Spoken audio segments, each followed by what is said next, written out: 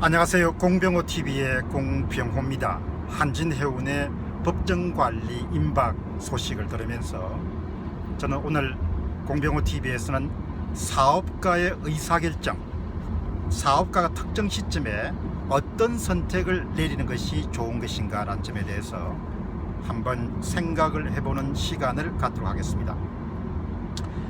한진해운은 조양호 회장의 바로 밑에 동생이 운영하던 회사였습니다. 재산 분과 과정에서 이남이 한진해운을 맡아서 운영하게 됐죠. 그러나 불행하게도 암이라는 그런 병 때문에 목숨을 잃고 재수, 아내의 동생이 그 회사를 운영해 왔습니다. 그러나 사업가들이 아무리 열심히 잘하려고 노력하더라도 운이 따라줘야 되죠. 2008년도 글로벌 금융위기 이후에 해운업이라든지 조선업은 엄청난 업황이 불황 상태에 들어가게 됩니다. 일단 경기 변동상의 불황 사이클에 들어가게 되면은 웬만한 그런 신출기묘한 그런 재주를 가지 않는 그런 사업가들은 대부분 업황과 운명을 같이 하게 되죠. 지금까지 한국에 그런 선박업을 했던 분들 가운데 유난히 부침이, 여러분이 아마 조양상선, 범양해운 이런 회사들을 아마 기억하실 겁니다. 그분들이 내부적인 그 경영상의 문제도 있었겠지만 더 큰 문제가 해운업이라는 그런 업황의 사이클, 그 사이클이 또 호흡이 길죠. 5년 10년이 가니까 그런 부분을 극복하지 못한 요인이 있었습니다. 1977년도에 한진해운이 설립됐습니다. 조중훈 회장, 조양호 회장의 아버지가 운송보국이라는 그런 기치를 걸고 회사를 만들어서 40년간 참 회사 하나를 갖고 그 글로벌 네트워크를 만들어서 7위권으로 부상시키는 데는, 아무것도 없는 나라에서 그 정도까지 올라가는 데는 정말 피와 눈물과 땀이 아마 투입이 됐겠죠. 그렇기 때문에 동생 회사가 동생이 없는 상태에서 어려움을 겪는 것을 장남인 조양호 회장이 볼 수가 없었을 겁니다. 이제 바로 그 점이 실수를 한 것이죠. 장남이기 때문에 아버지가 세운 회사를 본인이 인수해서 정상화시켜야 된다. 그리고 정상화를 충분히 할 수 있는 그런 본인이 능력이 있을 것이다, 그렇게 판단했습니다. 2008년에 어려움에 처한 한진해운을 인수하고 난 다음에 조양호 회장이 약 2조 원 정도의 대한항공 등 계열사를 통해서 투입을 했습니다. 그러나 이제 이번에 결국 손을 털게 됐죠. 의사결정을 사후적으로 보면은 이제 실수를 하게 된 것이죠.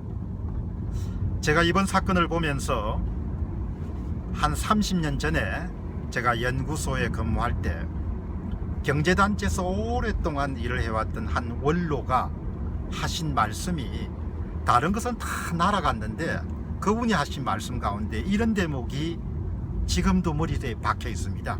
어떤 이야기인가 하니까, 공박사, 사업가는 자기의 이익에 대단히 충실해야 한다.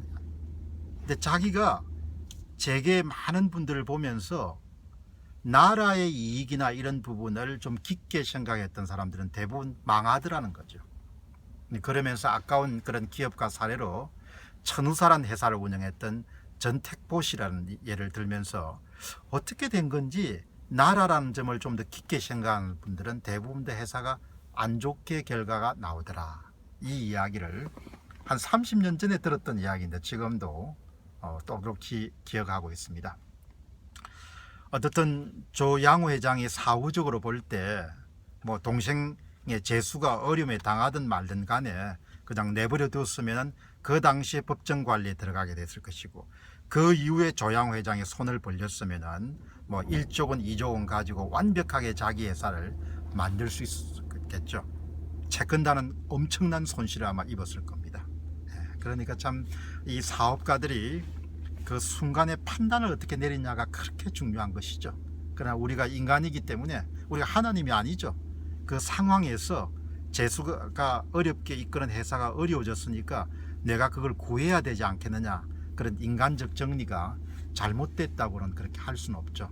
그러나 사후적으로는 한 2조 원 정도의 돈을 잃고 아버지가 만든 회사도 결국 청산의 위기에 처하게 됐으니까 참 딱하다는 생각을 하게 됩니다.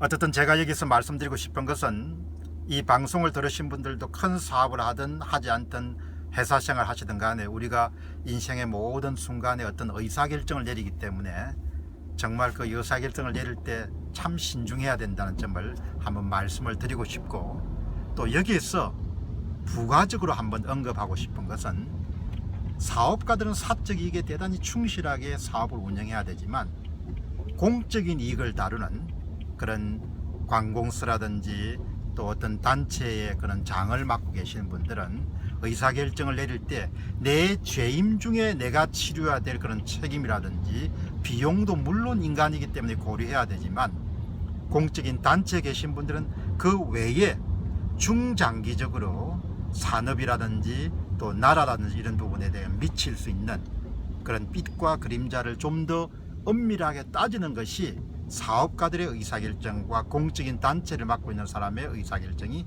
다르다는 것이죠.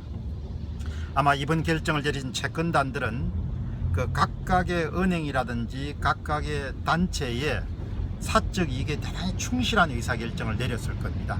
자, 그렇지만 그 해운 항로라든지 이런 부분에 직간접으로 연결된 그런 부서에 계시는 그런 주무부처의 담당자들은 책임 소재에 대한 부분이 불거질 수가 있겠지만 조금 더 멀리 또 넓게 나라의 앞날을 생각하는 그런 의사결정을 아마 내리지 않았을까라는 생각을 하게 됩니다. 어쨌든 오늘 의사결정의 중요성이라는 문제를 한진해운의 법정관리 문제를 보면서 한 번 더 생각하게 됩니다. 공병호TV의 공병호였습니다. 감사합니다.